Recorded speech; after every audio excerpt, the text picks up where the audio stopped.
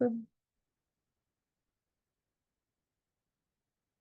Hi everyone, welcome to HMUN Dubai 2025's GA and ECOSOC training. This is our second webinar for HMUN Dubai. We'll wait just a couple minutes for participants to join in.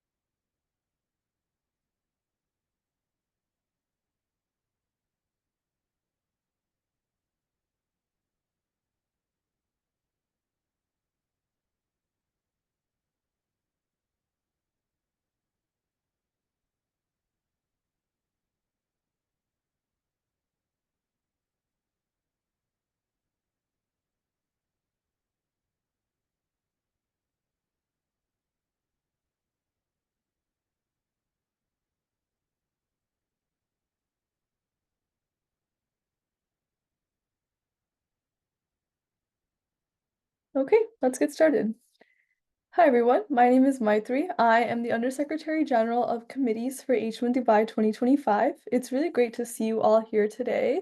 As I mentioned a little bit earlier, welcome to our second webinar of our series. Today we're going to be talking about General Assembly and Economic and Social Council training. So quick overviews of what that looks like, and then we'll be kind of going into detail as well for some key skills that might be very helpful for them. I'm seeing that people are raising their hands. Um, is this what we are, I guess, how are we dealing with this, if you have any perspectives?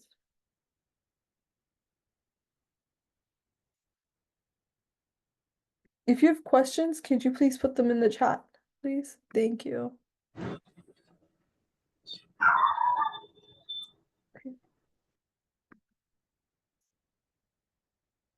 Awesome. Okay, let's get started. So these are the main components of our training. We're going to be going over what the GA and ECOSOC committees are, the main components of those committees, talking about resolutions and working papers, which are very important parts of these committees, and then giving strong speeches, and then also looking at the GAs and ECOSOCs that we have at HMUN Dubai this year. So yeah, let's begin with the GA and ECOSOC committee. Before I begin, do people have questions at the beginning? Inia, did you want to unmute and ask? Yeah, I had a question. So, like, our teacher told us that we only need to attend the third webinar if we are a crisis committee. So, I'm a bit confused about how you find out whether your committee is a crisis committee or not. Have you been assigned a committee yet? Yeah, What committee are you? UNICEF. Yes, so UNICEF is a GA and ECOSOC committee. The only crisis committee we have at H1 Dubai is the Indian Independence Movement. All others fall within GA and ECOSOC. Okay, so we don't need to attend the third one, right? Yes, exactly. Okay, thank you. Okay, if anyone else has any other questions, I can take them at this time, but after that, we will be putting them in the chat. All committees other than the Indian Independence Movement are GA or ECOSOC. For committees with two topics, we were supposed to write one position paper. The position paper would have kind of one part where you talk about topic A and one part where you talk about topic B. Please put your questions in the chat. I'll leave some time at the end to answer questions. Awesome. Okay, we're going to move on for now. Okay, so let's talk about what the GA and ECOSOC committees are first, just to begin with. The General Assembly. This is the main deliberative body of the United Nations, and it includes all 193 UN member states, each having one vote. At H1 Dubai, these committees will all be very, very large. We will have upwards of maybe 150 to 160 individuals to try to accommodate as many member states as possible. The General Assembly oversees the UN budget. It appoints non-permanent members to the Security Council and other bodies, which often have kind of terms for individuals to be a part of. It receives reports from other UN organs and makes decisions based on them, and then it also makes recommendations on international peace and security. An important note is that any resolution passed by the General Assembly or any committee that is held at HMUN Dubai, except for the Crisis Committee, does not have the ability to actually enforce any rules or regulations on sovereign states or nations. However, the United Nations and the General Assembly in particular is able to make recommendations and provide incentives for countries to kind of adhere to these policies that align with international peace and security. The General Assembly in the real world includes 6 main committees addressing disarmament, economic, social, legal, and political issues. So the first committee is the Disarmament and International Security Council, often known as DISEC. This is a committee we have at H1 Dubai. The second committee is the Economic and Financial Council. This is known as ECOFIN. We also have this at H1 Dubai. The third committee is the Social, Humanitarian, and Cultural Council, SOCHUM, and this is the last General Assembly we have at H1 Dubai. The fourth and fifth and sixth committees, the Special Political and Decolonization, the Administrative and Budgetary, and the Legal, are also part of the General Assembly. Let's also talk about the Economic and Social Council now. The Economic and Social Council is the principal body for coordinating the economic, social, and environmental work of the United Nations and its specialized agencies. So these committees are a little bit smaller. They're composed of about 50 member states, 54 member states. At H1 Dubai, there will probably be 40 to 55 individuals in these committees. And these member states are elected by the General Assembly for 3-year terms.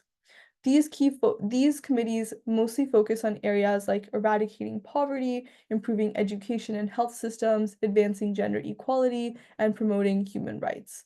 And the Economic and Social Council as a whole promotes sustainable development and hosts a political forum on sustainable development every year.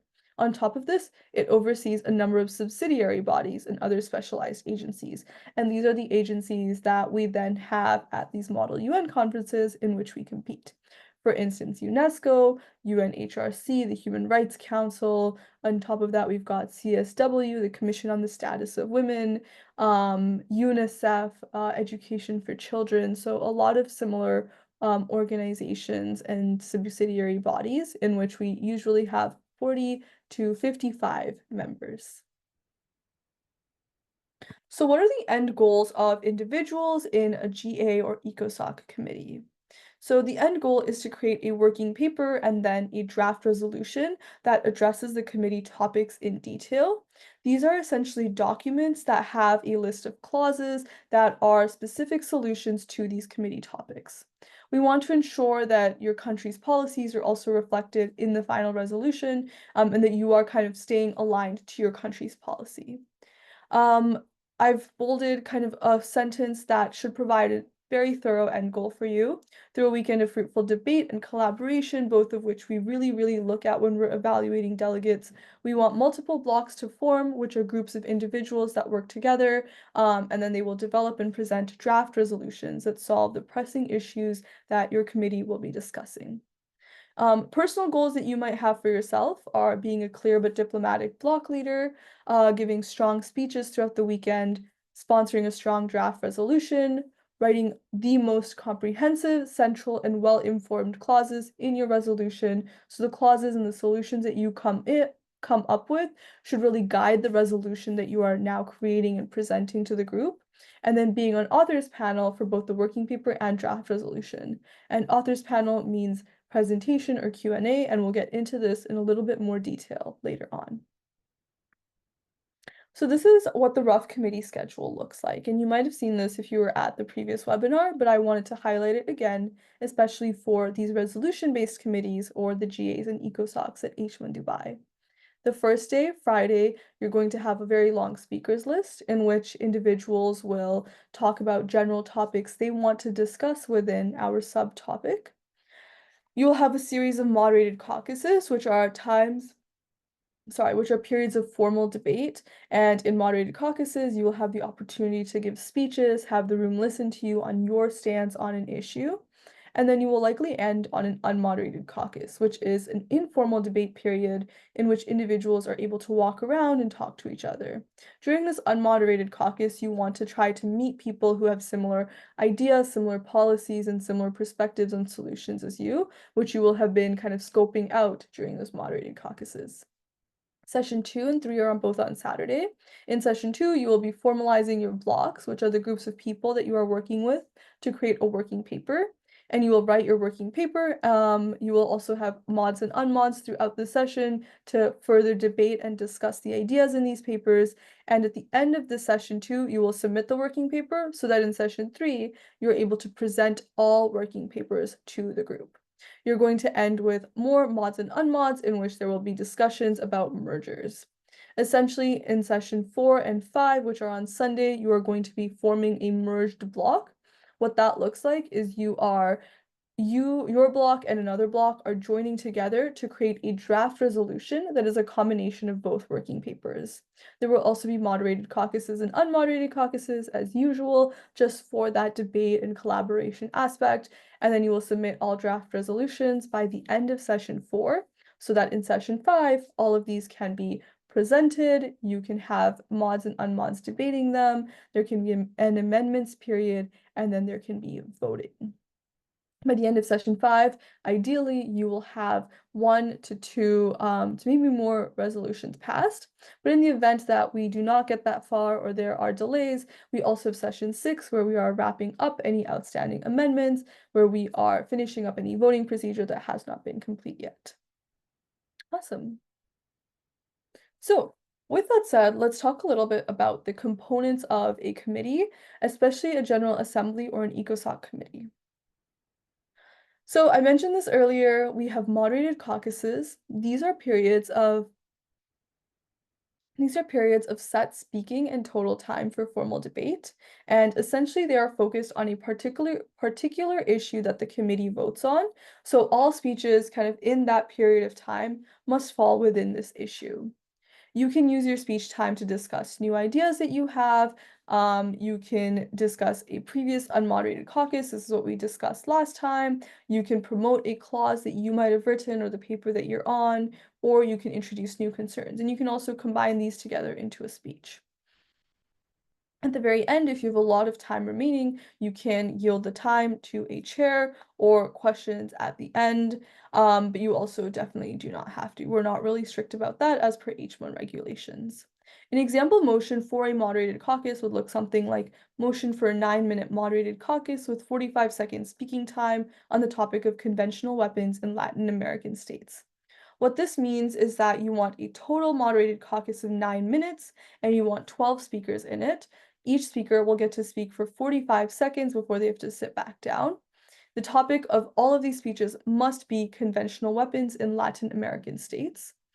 Essentially, the chair will take probably 3 motions on something like this. You will then vote on which caucus you want to continue with. If this were to win, then the chair would ask who wants to speak, and you can raise your placard to be allowed to speak on this topic. Okay, so there's moderated caucuses, and then on the flip side, we have unmoderated caucuses. And these are basically the opposite. These are informal debate times where delegates can walk around, you can form groups, and you can discuss topics in a conversational format with one another. This is a great time to form blocks and clear up any confusion with fellow delegates. You might have been hearing some delegates talking about some topic during the moderated caucuses, and this is a great opportunity for you to go up to them and discuss it and ask any questions that you might have. At HMUN Dubai, we will be allowing the use of laptops and technology for the writing of working papers and draft resolutions, but you may only open your laptops during unmoderated caucuses. And so at this time, you are allowed to sit down and formally write your working paper or draft resolution. Unmoderated caucuses are very important times for writing these working papers or resolutions, as well as standing in a circle, maybe going around, sharing ideas, and making sure that all voices get heard. This is also a time where if you have disagreements among the committee members, if it seems like people are not agreeing through those moderated caucuses, it's helpful to have an unmod where everyone can speak freely and just quickly debate, get through something. An example motion for this would look like motion for a 12-minute unmoderated caucus. There is no obviously speaking time because it is informal, and there is no topic because anyone is able to talk about whatever they wish as long as you're in unmod. The next thing that we're going to discuss is presentation and Q&A. This is a very crucial part of GA and ECOSOC committees. When you have written, developed, and then you are going to be presenting your working papers and draft resolutions. So there are formal presentations, essentially from your block, which might have some number of sponsors. We will set a sponsor limit for the number of individuals who can be on authors panel. So we might say we want 2 people on presentation and 2 people on Q&A from each block. So it is up to your block to decide who gets to go to those spots and present and defend your paper. The presenters will go up there first. They will present their working paper or draft resolution to the entire committee. Then the next group of sponsors, the Q&A sponsors, will go stand up there and they will answer any questions that the committee has. And so this is a great opportunity for you to ask some really amazing questions, especially if you were unsure about some topics in a working paper or a draft resolution, you wanted further clarification or something, or you wanted to promote something in your own paper that maybe this one is lacking. And then on the flip side, it's also a great opportunity for those who are actually answering those questions to defend their paper, to defend their clauses, and to showcase why their paper is so comprehensive that you're able to answer every single question well. You want to convey solutions to the committee and defend any clauses, as I was saying, and this is part of the evaluation process. The directors are instructed to look at one who is on presentation and Q&A because those individuals are likely the ones who contributed the most to their paper. But then two, if you are on there, the quality of your speeches for presentation or the quality of your answers for Q&A. And finally, let's talk about voting on draft resolutions. Once draft resolutions, so just to clarify, there's no voting on working papers.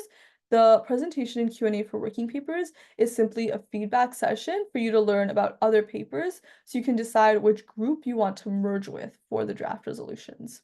On the draft resolutions, however, the goal is to pass at least one. And so voting starts when the debate on the topic of all the draft resolutions ends up closing.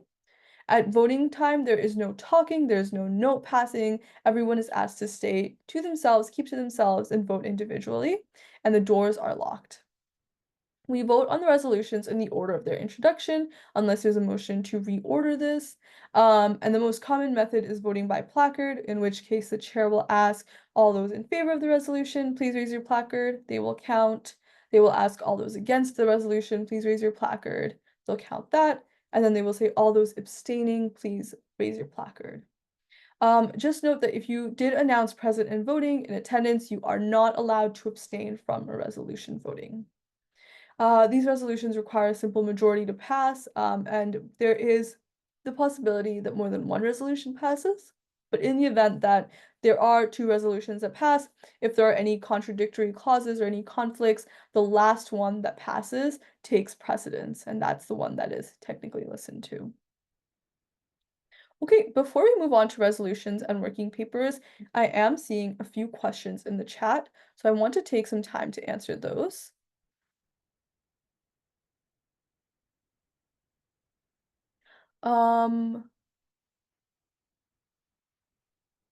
Will the opening speech be on one topic or both? The opening speech will be, so the way it works is there are 2 topics. Your original speech that you have is your opportunity to explain which topic you believe the committee should vote for.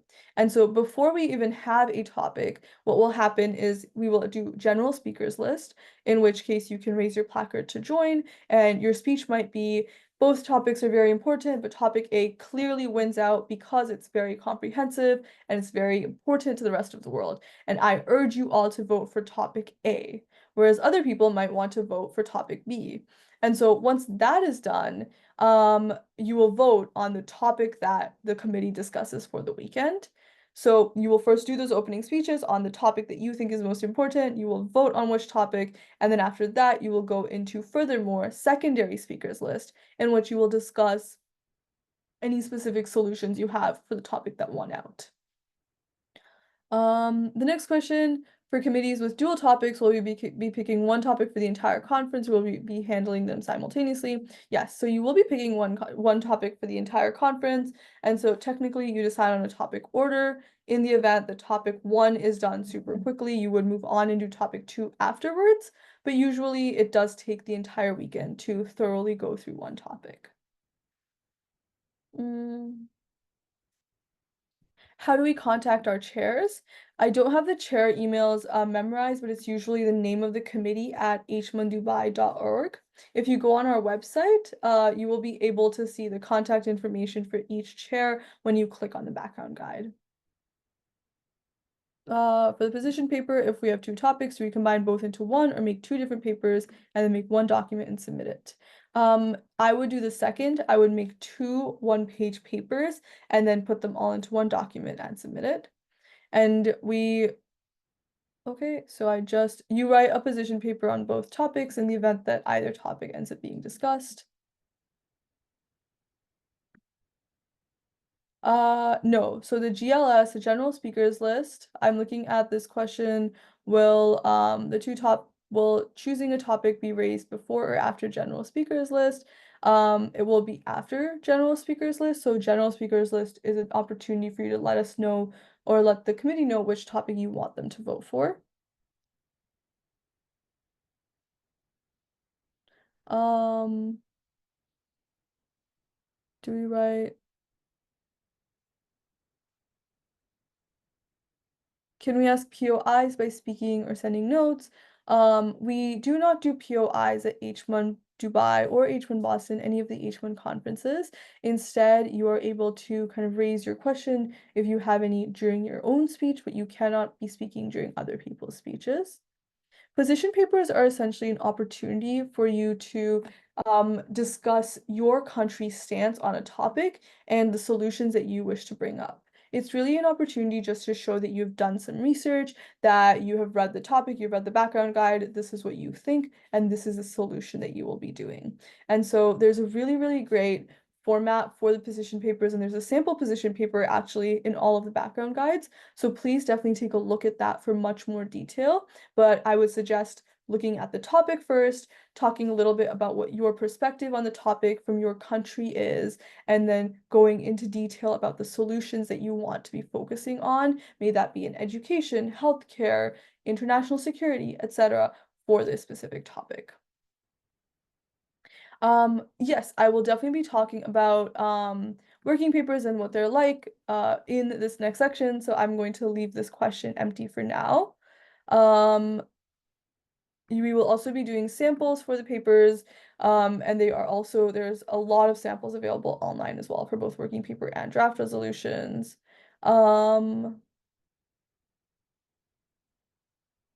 Okay, there are a lot of questions. I will move on and I will come back and answer these because I'm seeing a lot of questions around resolutions and working papers, which we will be doing just now, next.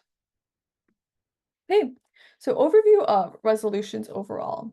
So a resolution is a culmination of your block's solution to any topic at hand. So it's a document, it ends up being 15 or so pages that you create with the block, so not individually. You and your block of people are writing this together, ideally on a platform like Google Docs. You are presenting a resolution at 2 points during committee. Your working paper is presented at the end of the day of Friday, and your draft resolution is presented at the end of Saturday. Both working paper and draft resolution are very, very similar in the structure and what they do. They both have clauses, they both have solutions in those clauses for kind of the topics that we are discussing. The only difference is the Saturday one, the draft resolution, is a little bit more formalized, and you would be joining 2 blocks, so 2 working papers together, combining the work, combining already what has been written in those working papers, and then cutting things out that might be redundant or contradictory and having those discussions to make the draft resolution very cohesive and comprehensive. You want to work with a block to write both of these, and you want to try to find countries with similar priorities, policies, and values so that it's easier for you to kind of find some sort of theme in the paper that you're writing. At the same time, please do ensure that in each paper we have diverse opinions being represented, just so that it isn't one region of the world or one specific value point that is overshadowing the entire paper. So let's talk about working papers versus draft resolutions. A working paper is almost a rough draft of the block's ideas. It's a little bit shorter than the draft resolution, and you present it to the committee. You get an idea of things that people have a lot of questions about, concerns that people might have, what needs to be changed, and then you implement those changes post-merger. On the other hand, a draft resolution is like your final paper or your final presentation of the block's ideas. This is written in official resolution format, which we will be going into detail in probably the next slide, and ideas are organized into specific clauses. This is done post-merger, so you have two blocks that presented working papers. These two blocks ideally get together, merge with one another, combine their two working papers, and create this draft resolution. And then you present to the committee, and then this is what you are voting for at the end. So when you write a resolution, the resolution is written strictly during committee. You cannot write a resolution before or after committee. You cannot write it outside of committee because H1 Dubai policy strictly prohibits pre-writing or the act of writing clauses or a resolution before or outside committee sessions. This is a really important thing to note. It's a very big deal, so please do note you cannot come to the conference with clauses that are pre-written. You cannot be writing clauses outside of designated committee times. You must only write a clause and write a resolution during committee. Okay, so within the committee time, within committee sessions, during unmoderated caucuses, you are allowed to have your laptops open and technology out, so you can be sitting down and actually writing. You can also communicate with other block members about ideas. You can all sit down in a circle and just like get the paper written out. On the other hand, during moderated caucuses, you do not have your laptop open or in front of you, but it's still a great time for you to communicate ideas and clauses in your speech, for you to think up things that you might want to write when you do have a laptop, so you can maybe plan ahead, and you can also share ideas with your block through notes that you might send to them. So let's talk about the formatting for a resolution. There's a very specific format that you must follow. There's a title, sponsors, and signatories at the top. There's preambulatory clauses, and there's operative clauses. And I'll be going into detail for each one, but this is a great example of a resolution. It's very standard, it's very bare bones. I would definitely recommend a lot more detail, but as you can see, title, sponsors, signatories, these are the preambles, and these are the operative clauses. So, the heading. This is a heading from a resolution that I had actually written, I want to say last year. And there's a specific format for how it should be structured. One, you want a fun, memorable title. It's a lot easier for you to stand up in a speech and say, I am part of the SLAY Stability block versus I am part of the Sustainability, Legality, Accountability Youth Program block. It's a lot easier for people to also remember a funny name like Stay Stability and kind of make that association between you and that block. It's very important to have kind of a short title that's catchy and easy to think about. You also have your sponsors list. Sponsors are individuals who actually wrote clauses and worked on the paper. You have a signatories list, and signatories are people who had really nothing to do with the paper. They didn't work on it, they didn't put in any effort, but people sign on to be signatories just because they think the idea is cool and they want to see this paper debated in session. We would strongly encourage you to sign on to be a signatory just for as many papers as you can in the art of fruitful debate and discussion about the things that people have put in time and effort into. So let's talk about preambulatory clauses. This is the top portion of the resolution, and it recalls past action taken and what that means for the world today. This essentially explains the purpose of the resolution that is being written at this time. And so each clause begins with an italicized preambulatory phrase, things like, as you can see in the examples, acknowledging, affirming, things like recalling, reminding of, stuff like that, and they end with a comma. And these are really important because these are the ones that correlate then to specific themes that might be showing up in your paper's operative clauses. So if you look at some of these preambulatory clauses, deeply concerned about the lack of safety in the streets of Agra, acknowledging the lived realities of the citizens of Kosovo, or affirming the need for practical and inclusive police reform as opposed to abolition. And then on the flip side, there are operative clauses. The operative clauses are like the substance of your working paper or draft resolution. They state the actual actions that are decided by the committee and things that must be done by the committee if this resolution were to pass. Each operative clause is numbered and it begins with an underlined active verb. Words like establishes, implements, um, plans to do, etc. So these actual words that mean actions and they promote actually doing this work. Each clause also ends with a semicolon, and the last clause ends with a period. You can have subclauses that are labeled like A, B, C, or subclauses labeled I, etc. These all end in semicolons, and honestly, I would highly recommend having these subclauses because this is how you provide a ton of detail. And the most important part of your operative clauses is that they should be significantly detailed. You want to ensure that your ideas are well defended as well in the paper. So if in Q&A someone asks you a question about it, you can say, as I stated in subclause A, subclause I, this is my answer to your question. I already thought about it. I was proactive. It looks really good.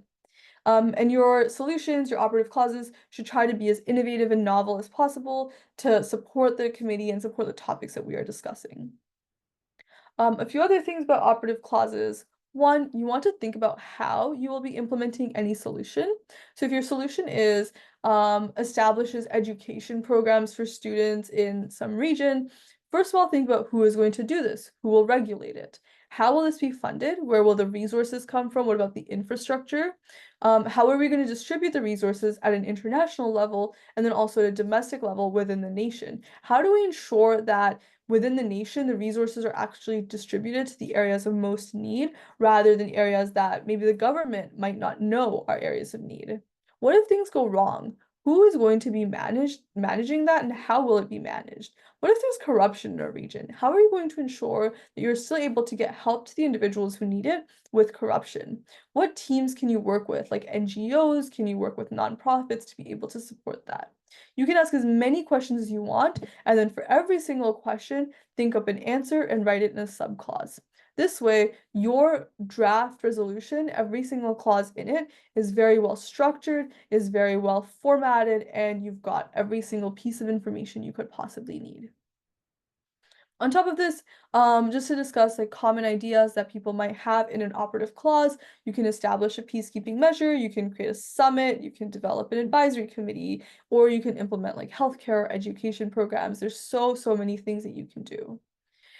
In your paper, you want to write as many clauses as you can, just so that you stand out as a major contributor, and that's a really great way to earn a spot for authors panel.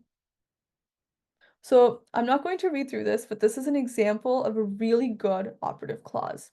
As you can tell, it establishes this program, money, really easy to remember. It means something, but also just I can say in my speech, I developed clause money, which establishes a GDP pledge mechanism. It's a debt relief organization, and that's what it's going to be funding. It talks about, okay, one question, who's going to monitor it? Well, if you look at subclause A, that's who's going to monitor it, an oversight board that they are developing. How will this board work? There will be 9 representatives, each will serve 3-year terms, etc. Another question, how will the grants work? Who's going to take care of that? What are the criteria for that? What is the eligibility for that? Great, they've got all of that in B. There's an application system. In subclause 4, they've got subclauses talking about what the application system entails. You want to have as much detail as possible. Money will outline solutions regarding these, referring to another clause within the paper. Great, now your paper is even more comprehensive. This is an amazing clause to think about and look at. Okay, so now that you've got your heading, you've got your preambulatory clauses, and you've got your operative clauses, you're going to be combining all of those into a big document called your resolution. your working paper and your resolution both look pretty much the same. They both have all of those components. It's just that, again, as I mentioned, one is a rough draft, one gets presented, you get feedback, you make those changes for your draft resolution, and then of course the latter is not like that. It's much more important. It's a final kind of presentation, final say. You want to be on authors panel for both of them, but you definitely want to be on authors panel for your draft resolution because that is the one where people will be asking questions and then you will be voting.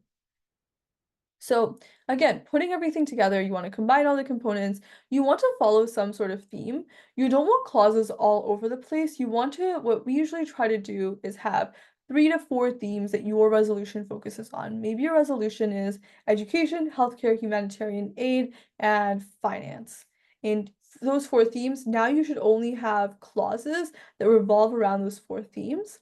And the reasoning for this is that it just allows the audience to see what work you've been doing, what your topic is focusing, or what your block is focusing on, and why your resolution stands out for these reasons, and they can see it very, very easily. You also want to ensure that diverse perspectives are represented. So if, for instance, you are a global North nation, you definitely do not just want to work with other global North nations for a resolution because you are entirely eradicating a group of individuals in a group of countries, the global South. So try your best to have multiple perspectives kind of shown in your paper and be prepared to defend any ideas that you might have had in your presentation and Q&A. Okay. So this is an example working paper / draft resolution. As I mentioned, they're both basically the same. You would have a title at the top, you would have sponsors, which are the individuals who wrote the document. You would have signatories, which are the delegates who did not write it, but they want to see it debated. And as I said, yeah, we would love to see you be a signatory on as many papers as possible. There's preambulatory clauses. One of these is like recognizing that the problem of news flow imbalance is that two-way information among countries of a region is either non-existent or insufficient. It kind of points out the problem so that, great, now we're going to be talking about a solution. And the solutions, operative clauses, this is a 3-level information interchange system that is established on the national, regional, and international levels to ameliorate the current problems of news flow imbalance operating as follows. Now, you might have asked yourself while you're writing this, how will it operate? This is how. Each region's member nations will report their national information and receive the information of other nations in the region from the regional level of this interchange system. And B, nations will decide the character of the news flow media best suited to the need of their sovereign territory, be this printed, audio, or audiovisual, whatever works best. What's really great about this operative clause, one, it kind of defines a very, very clear solution. I know exactly what kind of system they're creating. Two, they answer some questions. I think they could have gone into a lot more detail, but of course, this is a very shortened version just so that you get an idea of the format of a resolution. One thing that is really nice, though, is that they allow the sovereign territory to decide the best form of media. And this is a great way to show that you understand that what you are writing here does not have any, you're not able to force any country to do anything, but doing this really allows the country to work well with the UN because they have their choices and they have their choices kind of kept. Okay. Okay. Giving strong speeches. I'm going to take a quick break.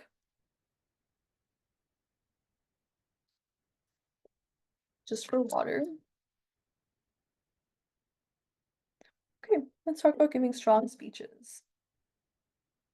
So a really, really important part of a General Assembly is giving a good speech. It, one, helps to convey the main solution themes of your paper and ideas. It sets you apart from others in both the delegates and the director's eyes. And a good persuasive speech can get other delegates on your side. This is especially important in GAs and ECOSOCs because these committees are really, really large.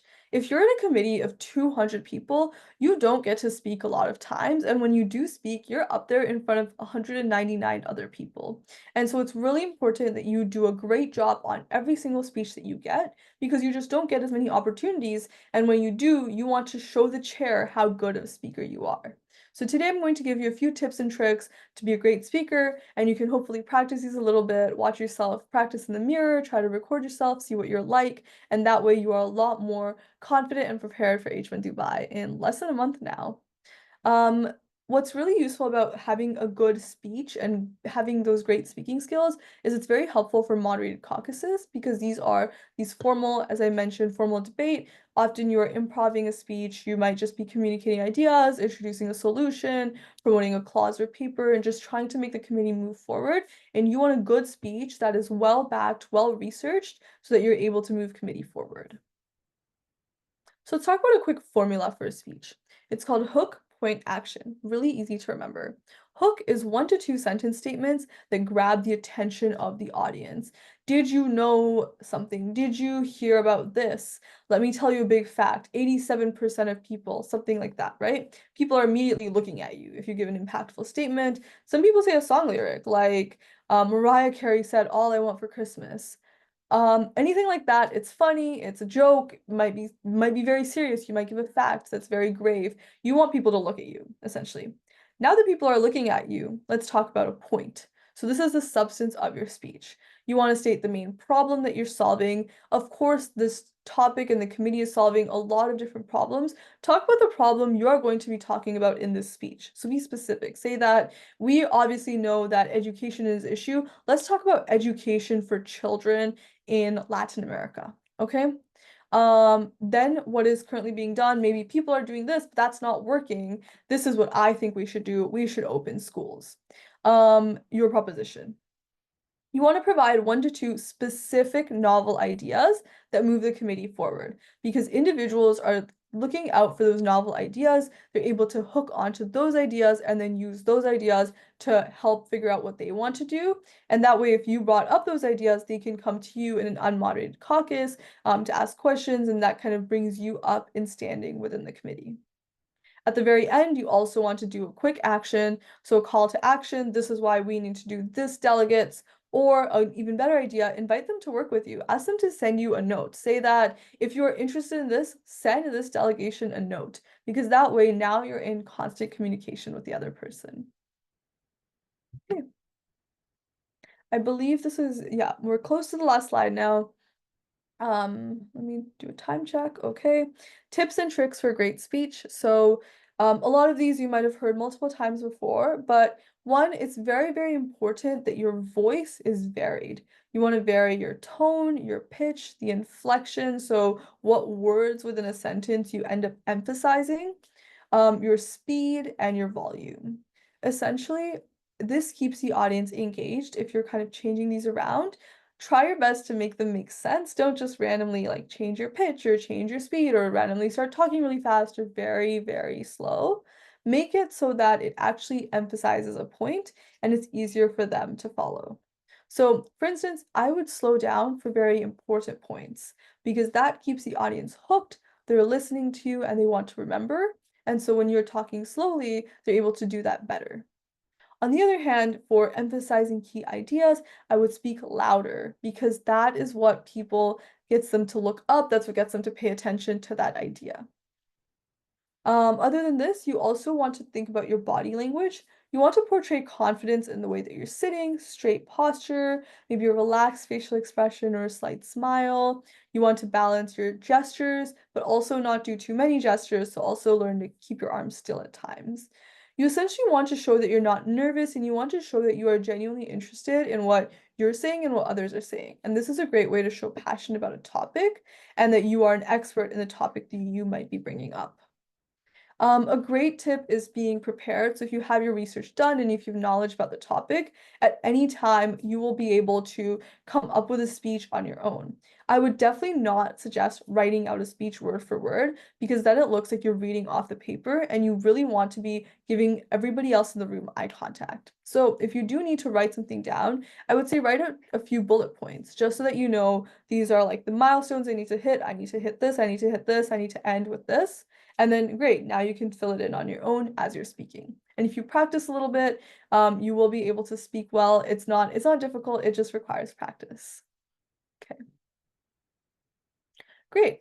So this is all of the substantive stuff. I just did want to go through what GAs and ECOSOCs at HMUN Dubai are looking like. So we've got the General Assembly committees, we've got the Special Political and Decolonization Committee, led by our director, Abigail Mack.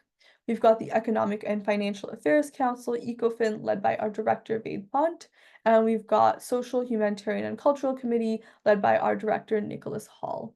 All three of these have 2 topics each, so for those of you who are asking about position papers, you must submit one document with 2 smaller position papers just to discuss your stance on both topics.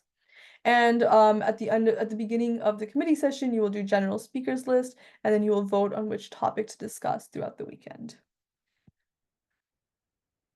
The ECOSOC committees are the United Nations Commission on Science and Technology for Development with the director Fayaz Razi, and the United Nations International Children's Emergency Fund with our director Omar Darwish. These are going to be smaller committees, probably 50 to 60 individuals. They will only have one topic, so you're not voting on a topic, so you should be prepared to get right into some really fruitful debate about the topic. In either case, there's 2 ways to contact them. One, each director has an email address, and you can find that email address on the background guide in their director letter. That's like the 3rd or 4th page of the background guide. 2, each director will be hosting committee-specific office hours sometime in the next 2 to 3 weeks. And so these are just great times for them. They'll be sitting on their computer for 1 to 2 hours. You can hop in and ask any questions that you might have about the committee or the topic, and that's just a great way for you to maybe meet the director, ask any questions, and for you to be prepared. And that way, they're able to really tailor the office hours to whatever you might need. The dates and times of the office hours have not yet been decided, but they will be communicated to you by our lovely team at Worldview as soon as we have them figured out. Okay, so yeah, that's all I had prepared for today. I wanted to leave about 10 to 15 minutes at the end for questions, and so it seems like we're right on time. Really quickly, before I take any questions or concerns, if you do have questions later on, please check out our website for a lot of general information. For committee-specific questions, reach out to the directors. The emails are in the background guide. If you've got questions for me, I'm the USG of committees. This is my email over there, committees@hmundubai.org. And if you've got any more logistical questions, you can also reach out to the Secretary General. Her email is also there. Okay, let me start with questions.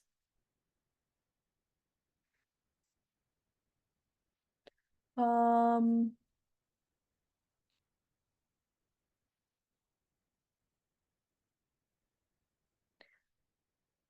Yields are allowed in both moderated caucuses and general speakers list speeches.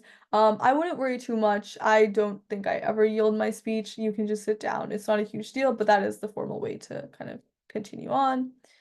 If 2 people are being sent together, but it's a single delegation, I'm not entirely sure what you mean about this.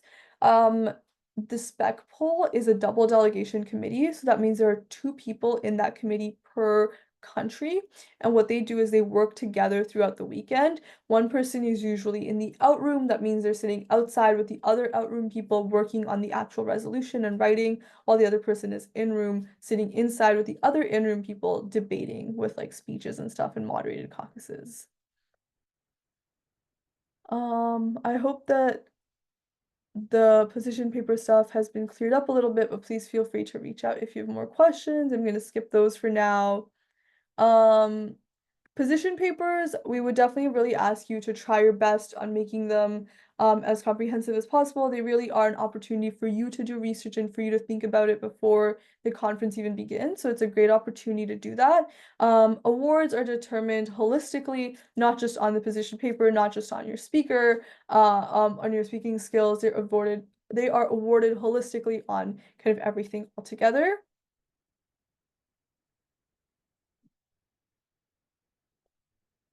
Opening speeches are delivered after the general speakers list because general speakers list is first deciding what topic to pick, and then after that you also have a secondary speakers list, in which case we would kind of talk about any subtopics you might have or any concerns that you might have within the topic.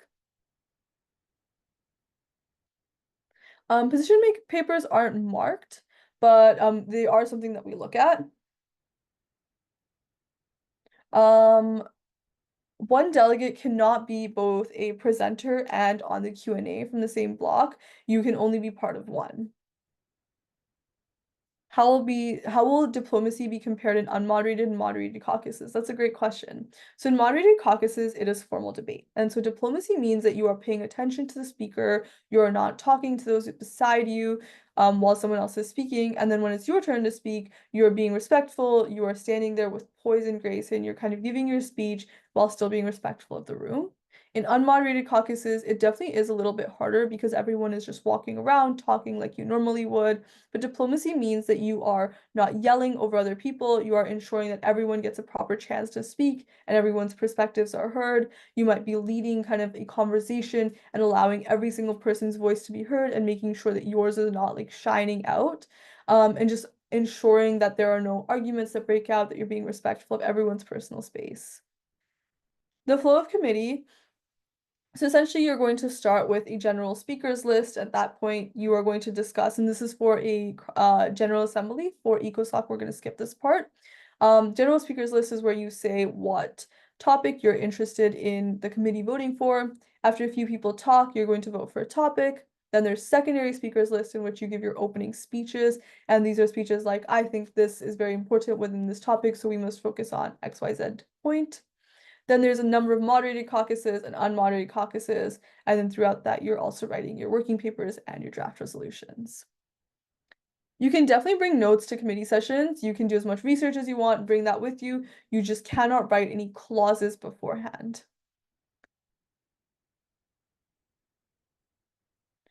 Yeah, explain the difference between present and voting and present. In most cases, it does not matter whether you're present or present in voting. However, when it becomes time to vote on resolutions, that is when it does matter because those who are present are allowed to abstain. That means they don't vote yes or no, whereas those who are present and voting must vote either yes or no. They cannot abstain. How would we know if our committee is a crisis committee or a general assembly? The only crisis committee at HMUN Dubai is the Indian Independence Movement. If you are not part of the Indian Independence Movement, you are part of a general assembly or an ECOSOC committee.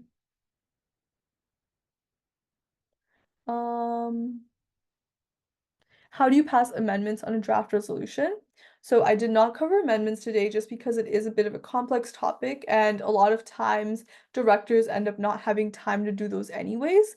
But the way amendments are passed is that once a group or block has presented their resolution and by the time you're about to vote, you may send up a note with an amendment you might have, or you may raise your hand to kind of propose an amendment. An amendment looks like we want to strike this clause, we want to change the wording of this clause, we want to add something to this clause, stuff like that.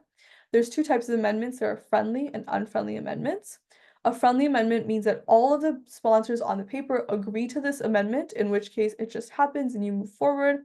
An unfriendly amendment is even one sponsor might not agree, and then the entire committee has to vote. You need a 2/3 majority for that amendment to be passed. In the background guide, it said that a good position paper should be about 500 words. Since there are two topics, can we write approximately 1,000 words? Yes, you can.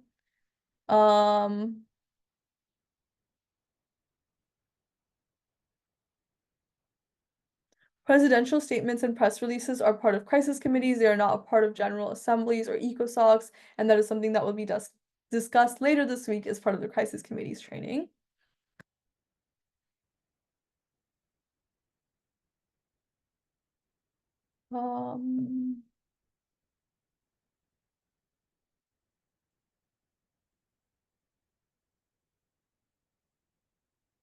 One question says, how many authors will there be per resolution in the GAs, and will working papers be worked on in Outroom during Outroom or during an unmod?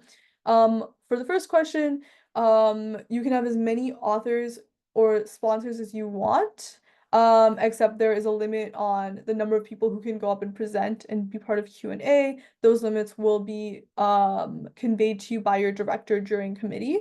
That's not something that we have figured out yet. And then will the working paper we worked on in Outroom during Outroom or during an unmod? If you're part of spec poll, you are a double delegation. In that case, it will be worked on during Outroom because there will be one delegate who is Outroom consistently working on the paper. On the other hand, if you are in any of the other committees, it will be worked on during unmod.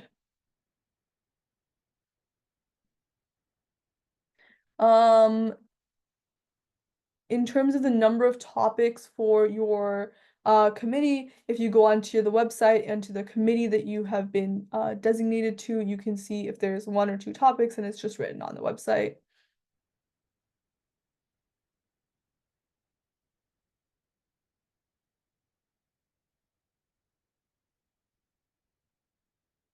If you yield the rest of your time for questions, will your answer be part of the evaluating criteria? Yes. We evaluate holistically, which means that we don't give you marks on a specific thing and weight one thing over another. Essentially, we weight you as a delegate overall. And so every single time that we see you interact with other people, when we see you giving a speech, when you see you answering questions or presenting, you are technically being evaluated by your director.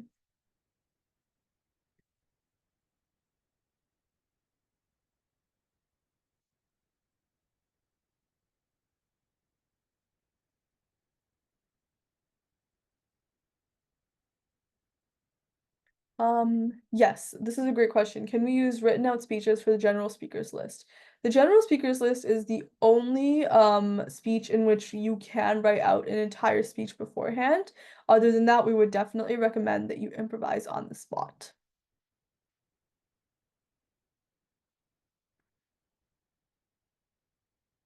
When delegates address other delegates in their speeches, do they have a right to reply?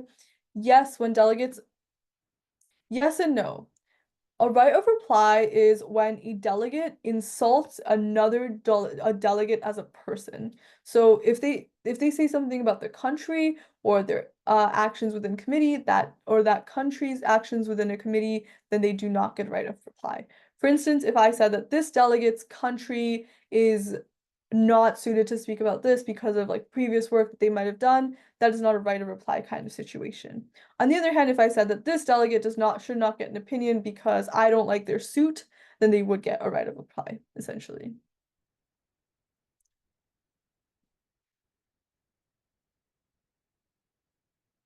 For those of you who do not have the password for the background guides on the HMUN Dubai website, please ask your faculty advisors. They should be able to provide you with the password.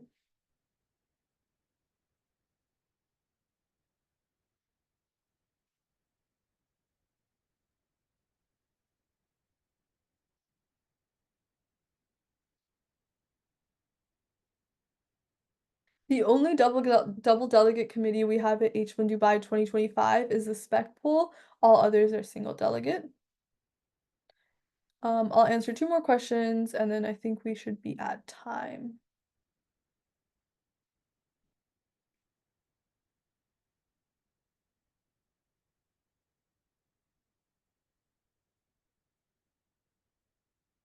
Yeah. Can you explain what a sponsor is and how do I know which country is a sponsor? Any country that contributed to a working paper or draft resolution is a sponsor. So this might mean that they gave ideas and more specifically that they actually wrote something down that is being included in the draft resolution or working paper. They are a sponsor.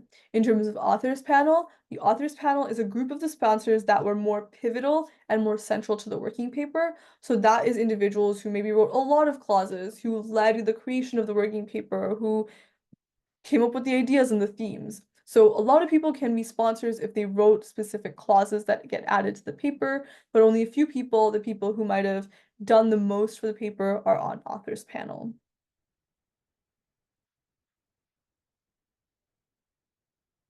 In double delegation, both delegates are together. They are awarded together. They are representing one unit. However, the way it works is that at the beginning, they both sit together in the front of in the room and like they do some formal debate with moderated caucuses. But after a while, one of the delegates will go outside and work with the other delegates outside to form blocks and write their papers, whereas the second delegate will stay inside and continue being part of that formal debate. I'll do one more question.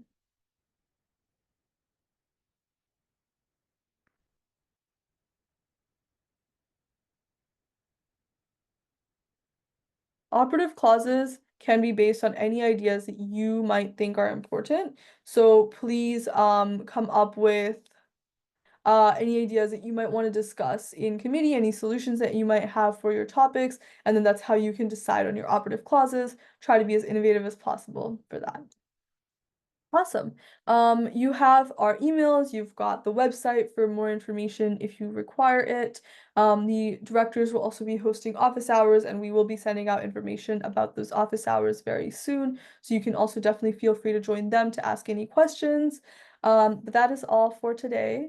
Thank you all very, very much for joining our webinar on GA and ECOSOC training, and we look forward to seeing you at HMUN Dubai.